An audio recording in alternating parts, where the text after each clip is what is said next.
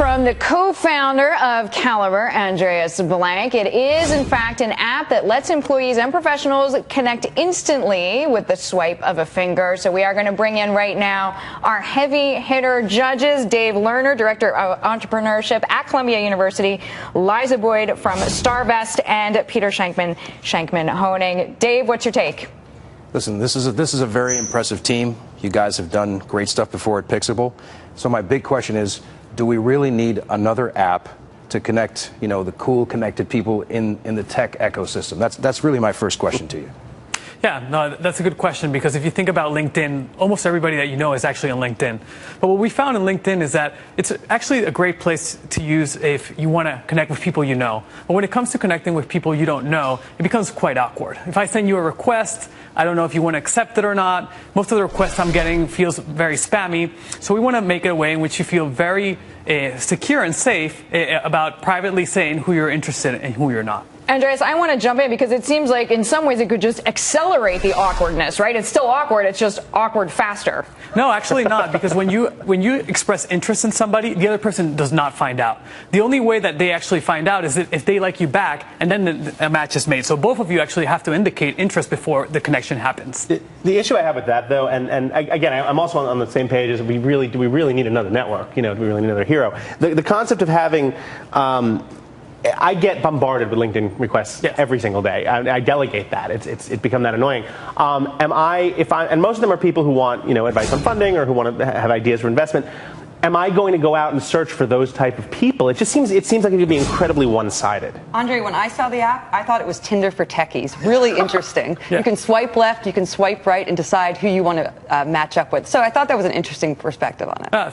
Thank you. But, it's a good point. And I think that when it comes to having another network to connect with people, we think that the use cases here are quite different, right? And the thing is that you have different needs all the time. So maybe one day, I need an investor, right, to raise money. Another day I need an engineer. So I think that the use cases are very specific and very different. And even what we're thinking about is using this for events. So if you go to a specific event and you want to connect with any designer, you can filter who's there and look at all the designers very quickly and very how private. Much growth do you need to make the business model work? What do you need to be profitable? Yeah, well, that's always a hard question to answer, but the most important thing is to users actually love it, and you have to be talking about at least millions of users using this on a daily basis for this to become a valuable app. Andre, so how do you do customer acquisition if you need millions of users? Yeah, well, we have a lot of clever ways in which we plan to acquire users because we're very focused in the tech space. We know who we want to target, and we already have a lot of people already listed, and we're inviting them slowly but surely. But the truth of the matter is that people have to love what we do, and then word of mouth becomes a very important way of growing. All right, Dave, the thing that you like best, the thing you like least, and would you introduce Andre to your partners or not? What I like best is you have a very experienced team. You guys, at Pixable, you did extremely well. So I know you're going to build a great product. I would introduce you to colleagues of mine for sure. But the one thing is the currency that we use is the warm introduction.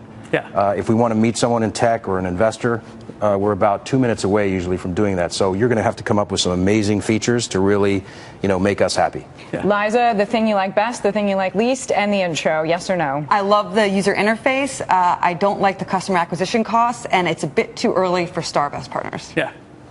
Peter. I like the concept. I think there's always ways to refine how to meet people. I worry that, like I said, it's going to be very one-sided if everyone's looking for one type of investor, everyone's looking to get funded, and the investors don't necessarily have that passion to use it. I have a couple of people who work in this space that I would like to introduce you to. I do believe it's a little too early right now to talk funding, but start small. Yeah, that makes sense. Andreas, your last word. It goes to you. Yeah, no, I completely agree that it's very important to have a balanced network. There has to be people from both sides. It's not only people coming to investors, it's also investors having to look for people. And I think that this happens even for people who are very on demand. There's always new people that they want to meet because new people bring new opportunities. Have to keep growing. Andreas, thank you very much. Thank you to our judges, Dave, Liza, and Peter. We're back in just a minute.